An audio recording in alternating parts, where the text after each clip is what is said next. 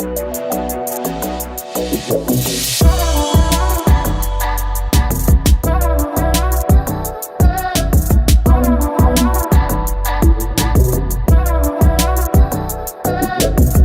Friends, मैं आप सबका स्वागत करता हूं अपने इस नए एपिसोड में जहां हम ट्रांसफॉर्मेशन की बात कर रहे हैं।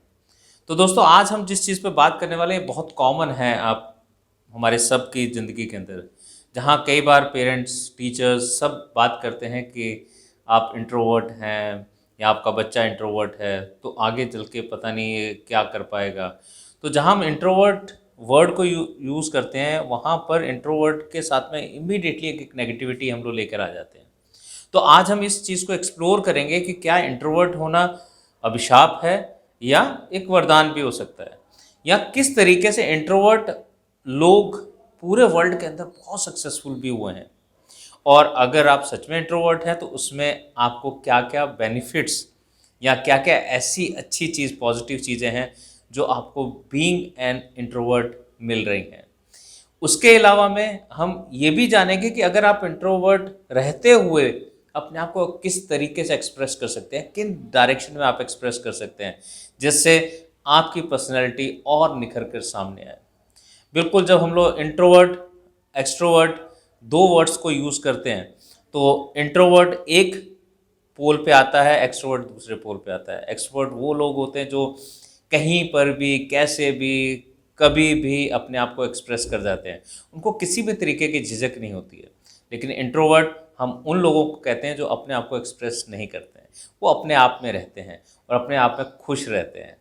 और ऐसे लोगों को आप ज़बरदस्ती जब उनको किसी प्लेटफॉर्म पे, स्टेज पे लेके आते हैं तो वो लोग उतने कंफर्टेबल नहीं होते हैं, वो अपने बारे में बात करने में ज़्यादा कंफर्टेबल नहीं होते हैं। लेकिन क्या इसका ये मतलब है कि वो लोग बिल्कुल नेगेटिव हैं और उनको ज़िंदगी में सक्सेस कभी नहीं मिल सकती? ऐसा बिल्कुल नहीं है। आज हम बात करेंगे वर्ल्ड ओवर ऐसे लोगों की जो बहुत सक्सेसफुल रहे हैं अपने अपने फील्ड के अंदर। और जब हम बात करते हैं साइंस और इनोवेशन के अंदर, तो डॉक्टर जेन गॉडल एक जाने माने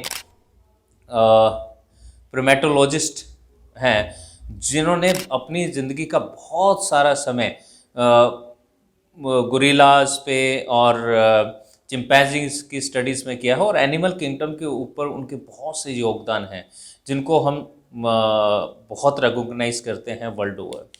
इसके बाद में आप लोगों ने उम्मीद है कि देखी होंगी मूवी हैरी पॉटर्स की, द जादू का वर्ल्ड हैरी पॉटर का, जिसको इसने बनाया है, जिसने रचना की है, जेके रोलिंग, वो अपने आप में बहुत इंट्रोवर्ट रही हैं। उसके अलावा हम बात करते हैं बिजनेस के अंदर, तो एलन मस्क को कौन नहीं जानता, जो कि सीईओ हैं स्पेसएक्स के और टेस्ला के।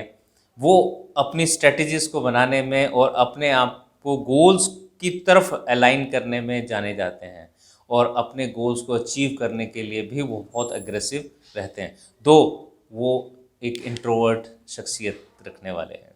इसके अलावा बिजनेस वर्ल्ड के अंदर ही माइक्रोसॉफ्ट के को फाउंडर बिल गेट्स अपने आप में कभी भी अपने आप को बहुत अच्छे से एक्सप्रेस नहीं करते हैं, और वो अपनी दुनिया में, अपने वर्ल्ड में, अपने इनोवेशंस में ही रहना ज़्यादा पसंद करते हैं।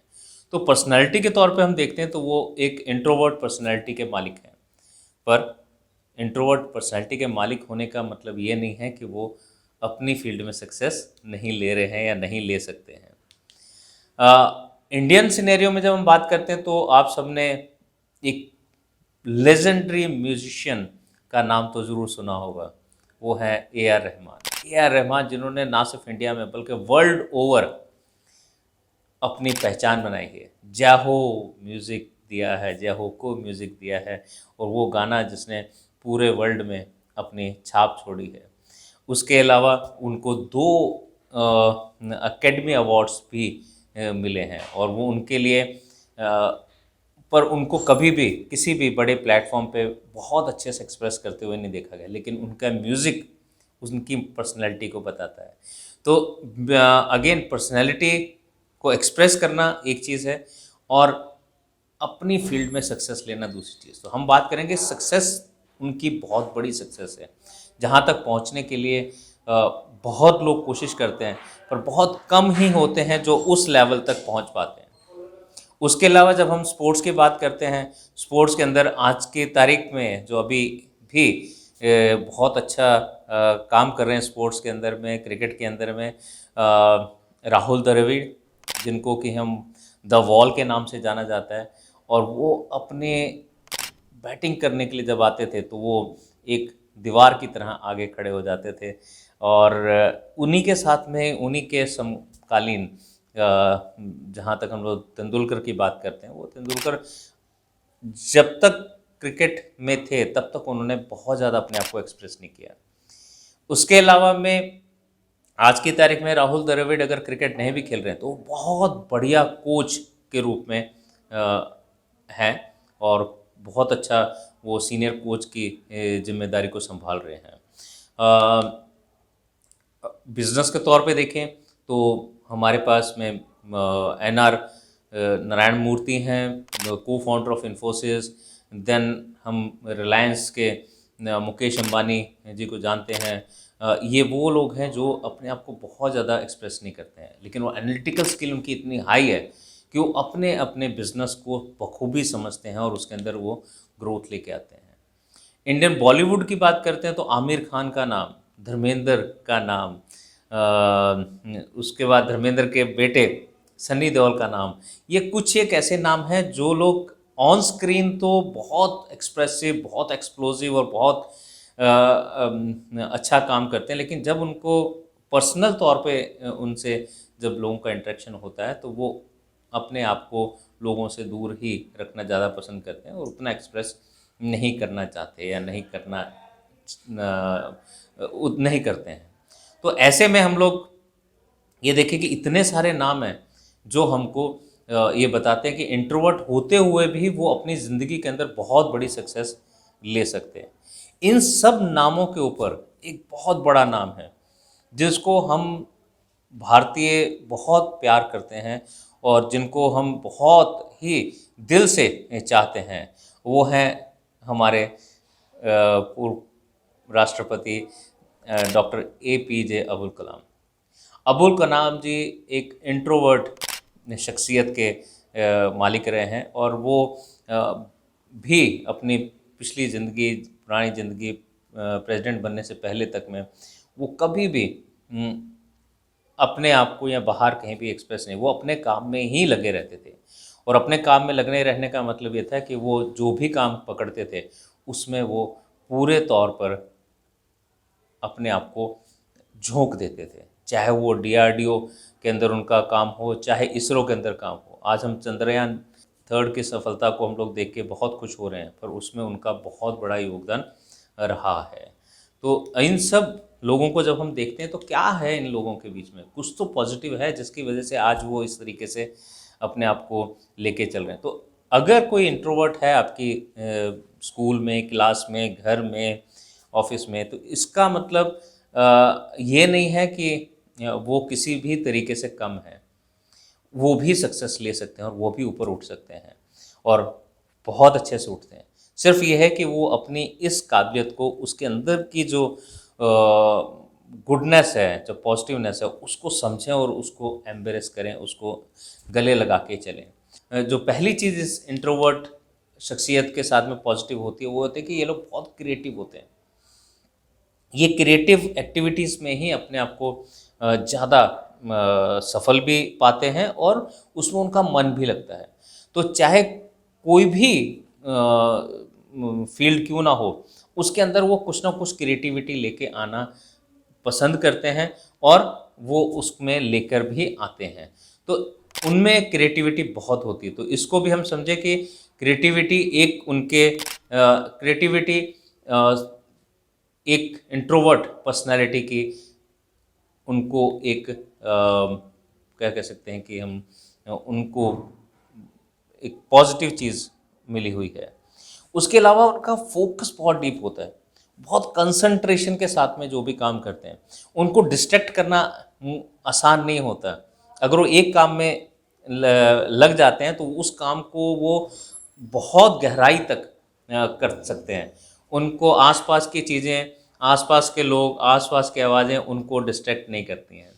तो वो बहुत ही डीप थिंकर, डीप फोकस की व्यक्तित्व वाले होते हैं और उनको डिस्ट्रैक्ट करना मुश्किल होता है। इसलिए वो जिस भी फील्ड के अंदर जाते हैं उसकी बहुत ही डीप स्टडी भी करते हैं और वो ऐसे ही नहीं कूद जाते अलग अलग फील्ड के अंदर। वो एक चीज़ को पकड़ते हैं, उसको वो बहुत अच्छे से लेके चलते हैं। Then they are very empathetic. Empathetic वो जहाँ पर भी उनको कोई लगता है कि जिसको ज़रूरत हो सकती है, वो उनको मदद करने के लिए आगे बढ़ते हैं और उन्हें एक जिसे हम कहते हैं ना इमोशंस की वाइब्स को बहुत अच्छे से भांप जाते हैं। और ये इंट्रोवर्ट होने की वजह से ही उनके अंदर ये काबिलियत होती है कि वो शब्दों से ज़्यादा लोगों की वाइब्स को समझते हैं और उसको अट्रैक्ट करते हैं। तो एक बहुत बड़ा उनमें जो क्वालिटी होती है वो they are very empathetic in nature. उसके बाद में they are very very high observant. उनकी ऑब्जर्वेशन स्किल्स बहुत हाई होती है। वो कहते नहीं हैं लेकिन वो सारी चीज़ों को एब्जॉर्ब करते रहते हैं और वो सारी ऑब्जर्वेशन को अपने पास रखते हैं और ऑब्जर्वेशन को एक एनालिटिकल डेटा के तौर पे अपने काम में या आगे कभी कभी कम्युनिकेशन होता है तो उसके अंदर वो इस्तेमाल करते हैं। इसके अलावा वो कम्युनिकेशन बहुत कम करते हैं लेकिन बहुत क्रिस्प करते हैं। वो तभी बोलते हैं जब उन्हें बहुत ज़रूरी लगता है कि बोलना बहुत ज़रूरी है, अदरवाइज़ वो चुप रहते हैं, अदरवाइज़ वो डिस्ट्रैक्ट नहीं होते हैं, अदरवाइज़ वो कभी भी पोक नहीं होते हैं कि मुझे बोलना ही बोलना है। तो ऐसे में वो बहुत ही कंटेंटेड, बहुत ही कम्युनिकेशन में बहुत ही कम, लेकिन जब भी बोलते हैं वो इतना क्रिस्प और इतना टू द पॉइंट बोलते हैं कि लोगों ने अगर बहुत बड़े बातें करी हो उसमें से वो एक शब्द के अंदर उस पूरे को समराइज भी कर सकते हैं। They are independent thinker. वो सबकी सुनते हैं लेकिन उसमें से निचोड़ निकाल के वो अपने अलग से सोच को बनाते हैं। तो जितने भी फिलोसफर हुए हैं वो सब फिलोसफर कभी भी एक्सट्रोवर्ट नहीं हुए हैं। वो आत्मचिंतन में ज़्यादा रहते रहे हैं और वो आत्मचिंतन करके उसमें से एक अलग ही सोच, अलग ही फिलॉसफी, अलग ही धारणा को निकाल के लाते रहे हैं। तो दे आर द थिंकर्स जो किसी और की थिंकिंग पे नहीं चलते, वो अपनी ही थिंकिंग पे चलते हैं और एक एक अपना खुद का व्यू पॉइंट बना के चलते हैं। नेक्स्ट है they are very good problem solver, क्योंकि वो बिल्कुल out of the box thinking लेके आते हैं। और out of the box thinking लाने की वजह से क्या है कि जो अभी तक के सॉल्यूशंस हैं जो काम नहीं कर रहे हैं उसके ऊपर की वो सोच के साथ में आते हैं और वो एक नया आयाम, एक नया तरीका निकाल के लाते हैं सोच का और सॉल्यूशन का। ये बहुत ही अच्छे फॉल्ट फाइंडर, सॉल्यूशन फाइंडर होते हैं। वो लोग इंट्रोवर्ट्स आर वेरी गुड कि वो अकेले रह सकते हैं, अकेले बैठ सकते हैं और क्योंकि अकेले बैठे रह सकते हैं तो रहते हैं तो लोगों को कई बार ये भी होता है कि शायद कहीं डिप्रेशन में तो नहीं है। लेकिन जब हम उनसे बात करते हैं या जैसे क्लास में भी है, स्कूल में है, वो लोग बोलते नहीं ज़्यादा। उनको तब जब तक कि उनसे पूछा ना जाए तब तक वो नहीं बताएंगे, लेकिन जब पूछा जाता है तो वो सही से बता भी देते हैं। तो हमें लगता है कि वो शायद सुन नहीं रहे हमारी बात को, या उनका ध्यान नहीं है क्लास में, या उनका ध्यान नहीं है हमारे साथ, लेकिन वो पूरी तरीके से हमारे साथ होते हैं और वो लोग स्टिल रह सकते हैं, एक जगह बैठे रह सकते हैं और वो लोग बहुत अच्छे से माइंडफुलनेस मेडिटेशन कर सकते हैं, स्ट्रेस मैनेजमेंट बहुत अच्छे से कर सकते हैं। तो उन्हें बाहर से कुछ भी एक्सटर्नल एनवायरनमेंट की ज़रूरत नहीं होती है, वो अपने आप में ही इन सब चीज़ों को करने में सक्षम होते हैं। तो इंट्रोवर्ट की अपनी क्वालिटीज़ हैं और जब वो उन क्वालिटीज़ को एम्ब्रेस करते हैं, जब उन क्वालिटी को समझ लेते हैं, जब उन क्वालिटीज़ के ऊपर काम करते हैं तो वो उन विषयों के ऊपर आराम से बोल पाते हैं। अगर उनसे आप टेक्निकल सब्जेक्ट्स पे अगर आप बात करेंगे या उनको बोलेंगे बात करने के लिए, उनको कभी बहुत ज़्यादा झिझक नहीं होती है। लेकिन अगर उनको बोला जाए कि आप एक्सटेम्पोर अपने बारे में कुछ बोलिए, तो उनको दिक्कत होती है। इमोशंस के बारे में बोलिए तो दिक्कत, समझ आते हैं इमोशंस लेकिन बोलने में झिझक होती है। तो इंट्रोवर्ट्स एक तरीके से ऐसे लोग होते हैं जो अपनी दुनिया में जीना ज़्यादा पसंद करते हैं। तो मेरी राय इसमें है कि इंट्रोवर्ट होना बुरा नहीं है, लेकिन इंट्रोवर्ट होने के बाद में अपने इस क्वालिटी को समझें कि ये भी एक क्वालिटी है। ज़रूरी नहीं कि हर आदमी एक्सट्रोवर्ट होके प्रेजेंटर बने। ये लोग इंट्रोवर्ट रहते हुए भी एक स्पेसिफिक सेगमेंट में अपनी बातों को रख सकते हैं, टेक्निकल बातों को रख सकते हैं, और वहाँ पे इनसे बड़ा प्रेजेंटर कोई नहीं होगा। एनालिटिकल स्किल बहुत हाई होती है, तो स्ट्रेटेजिक पॉइंट्स के ऊपर में ये लोग बहुत अच्छा सा अपना व्यू पॉइंट रख सकते हैं और आगे बता सकते हैं। बहुत बढ़िया प्रॉब्लम सॉल्वर होते हैं, तो इसलिए ये भी इनकी क्वालिटी है।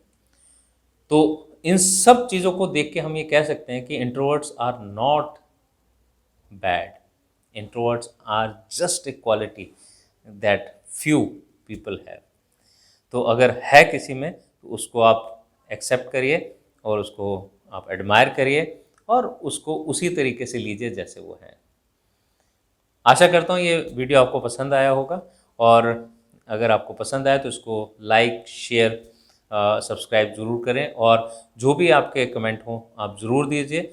और अगर कोई आपको इसमें डाउट हो तो मैं उसको सॉल्व करने के लिए, उसको बात करने के लिए हमेशा अवेलेबल हूँ। Thank you to.